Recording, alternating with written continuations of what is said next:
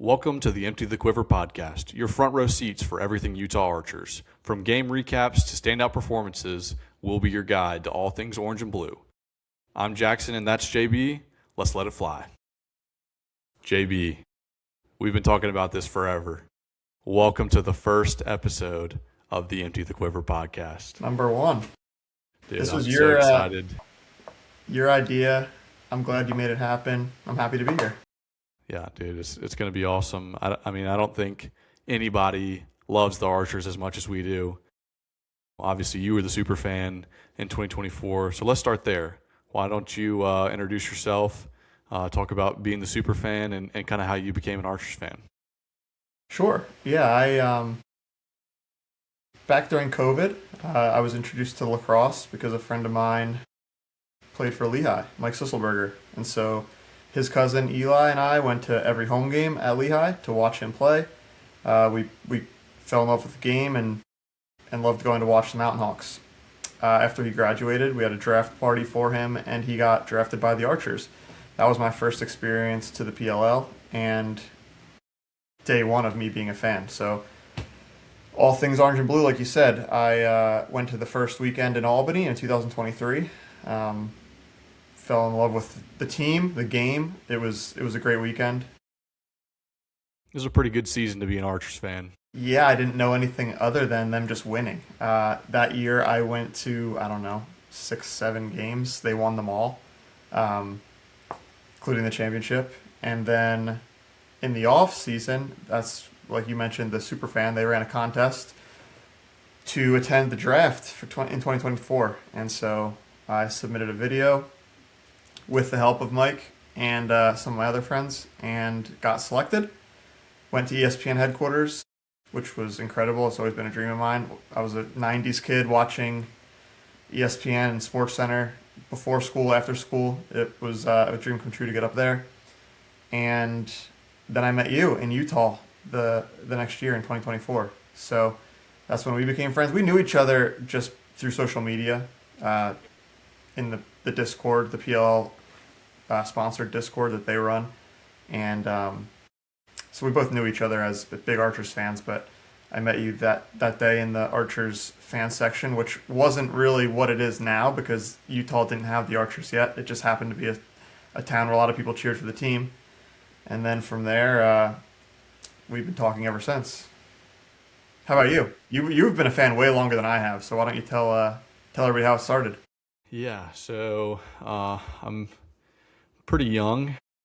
I was in high school in 2019 when the PLL was announced. It's actually the first year and only year that I played lacrosse. I was a senior. I have a baseball history. Had a really gnarly accident one summer, and so I decided I wanted to play something that I got to wear a helmet all the time. And so I had a couple buddies that played lacrosse, and I instantly fell in love with the game.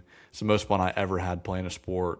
And so I decided I was going to, jump in all, feet first into the PLL. So I picked the Archers based on their colors.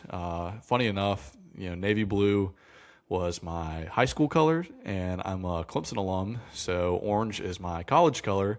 So it made pretty easy sense. And then I started looking at some rosters, started watching some Tom Schreiber highlights, and I was like, yeah, I can root for these guys. So I was definitely a fan from the jump. It was kind of hard to watch the first season, not the games. It was just hard to find them on TV. So I watched like 1 or 2 games the first year. And then when COVID hit, they had the bubble and it was much more accessible. And I had, a little bit of money saved up from my summer job. So I was like, all right, I can buy NBC Gold, this would be fine. So I watched every single game, not even just the Archers games, every single game of the 2020 bubble season, including the game that did not start until 1:30 Eastern in the morning. That was Archers Chrome. It was the craziest game winner I've ever seen. And from there, I was already hooked, but that really sealed it. So I went to my first game in 2021 in person, Kennesaw State in Georgia. Us beat Little Brother Chaos. And I think every year since then. Anybody listening, Jackson calling the Chaos the little brother, that's his thing. He's from Carolina, so it's allowed. Yeah, unfortunately, they're the team most local to me. But God, I hate them. I hate them, and I don't hate much. But anyways, yeah, I think I've gone to more games every year since then. Trending in the right direction. That's right. Well, we gotta fix the record from last year, but I think the team will do that on their own. Speaking of games, JB, tell us how many games you have been to. It's a pretty you've got to be, other than family, you've got to be far and away the leader. I think that's probably one of the biggest reasons I won that contest. I made a video based primarily around all the traveling that I've done to games, the miles on the car, the flights. I've been to 17 weekends, and the nice thing is I've seen the Archers win 14 times, which is So awesome. they won the first 8 games I saw in person. The only blemish for a while was the goalie goal, Blaze Reardon in Baltimore, when the Archers lost by 1. But yeah, anywhere from I live in Pennsylvania, so anything northeast, whether it's Albany, Fairfield, Baltimore, playoff games in Long Island, which I think they have a regular weekend this year at Hofstra. Philly, obviously, that's the closest to me. And then flying out to Utah, that's my number one, obviously, now that they have the Archers. It's an atmosphere like none other. Yeah. Yeah, I'm sure if you're listening, you're either one of our buddies or you're an Archers fan. If you're the latter and you haven't been to Utah, please do yourself a favor and go. It is not only is it beautiful, but just the energy of that stadium. I mean, you and I have been to several other stadiums, and you just kind of see, a smorgasbord of jerseys. You don't see that in Utah. It's orange, white, and blue. It's true, but I don't know why you said if you're the latter. How about if you're the former? If you're one of our buddies, come with us. That's true. Jackson and I, that's where we met. We've gone every year since. There's no reason to not hop on a plane with us. We get an Airbnb. We make it like a 4 or 5 day trip. The weather's amazing. Well, I don't know. I don't know what the weather's going to be this year, but we'll get to that later. Yeah, there's no reason not to. It's great, and you get to watch the Archers play twice since it's a homestand. Yep. And you and I have both been fortunate enough to see our pro team win 2 championships already. I don't know. You have the most like random group of other professional sports teams that you follow. It hasn't been good for me pro sports wise. The Archers are spoiling me with lacrosse. Maybe that's why I became such a big fan so quickly. My whole life I've been cheering for the Bengals and the Cubs. Luckily, I got the 2016 Cubs season. Other than that, it's been pretty miserable as a pro sports fan. Lots of heartbreak. I like the Sixers.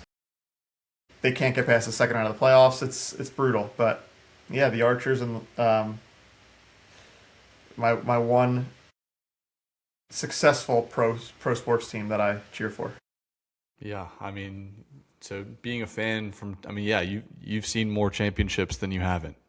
So unfortunately, I had to survive the days of getting beat by the chaos in the playoffs, but I think we've slain that giant 10-1.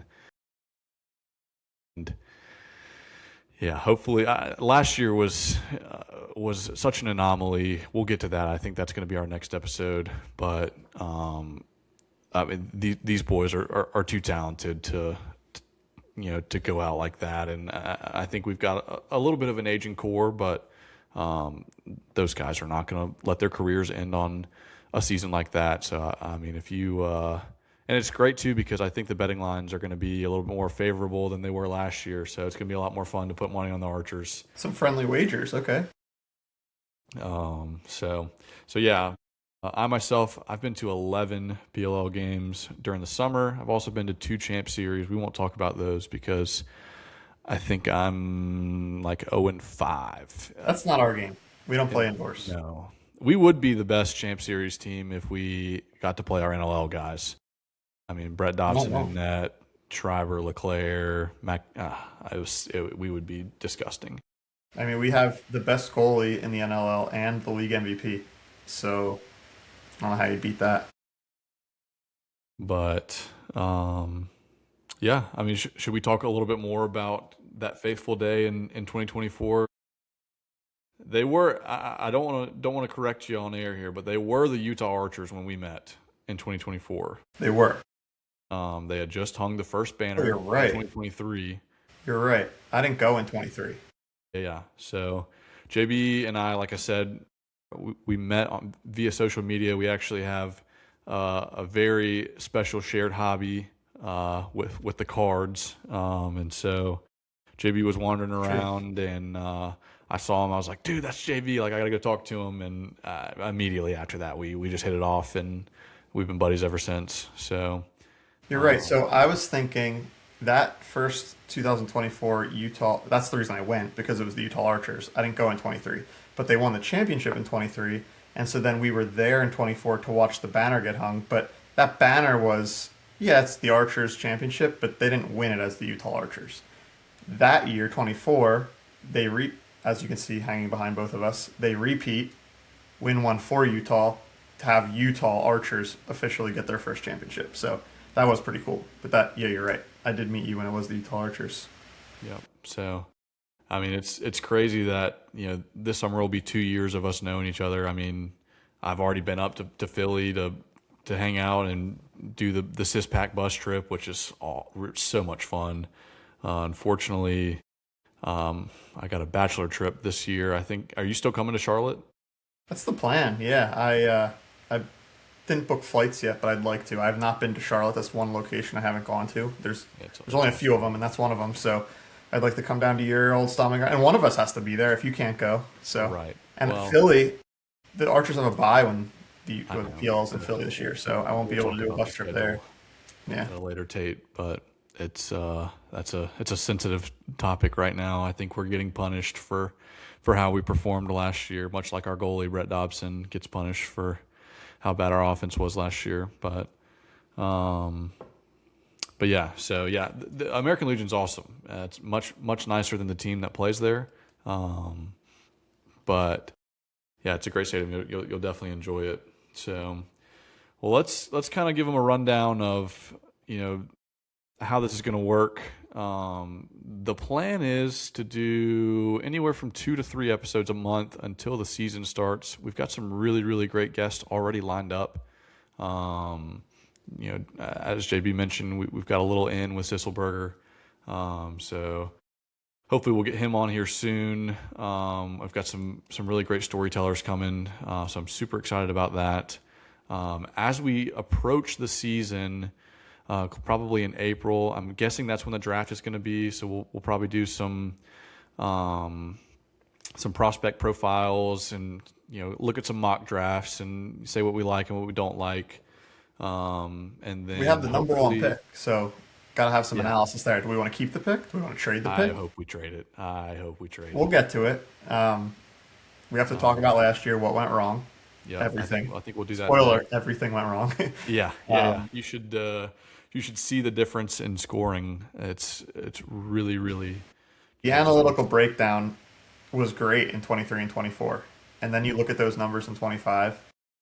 If you're a numbers guy, it makes you kind of want to throw up a little bit. But I mean, like I said, everything that could have gone wrong went wrong, and it won't be like that this year. yeah. No, I mean I love Sam King. I think he's a great player, but it says a lot about your team when a rookie leads your team in scoring. So got to get that back. Got to get that back from last year. But I think, yeah, like I said, these guys are not going to roll over and die. I mean, they're going to come out this year with something to prove, and the Archers are a dangerous team with something to prove. So, but yeah, like I said, draft stuff in April. Hopefully, we'll have somebody on at the end of April to kind of give us a lead in to homecoming weekend. As much as the team is on the clock, us as Arrowheads and passionate supporters of the Archers, we're on the clock as well. We get to kick off the season, and we have a high bar for ourselves, but we get to set the bar for the league next year. So hopefully we'll be able to do something with the Arrowhead guys. We love those guys.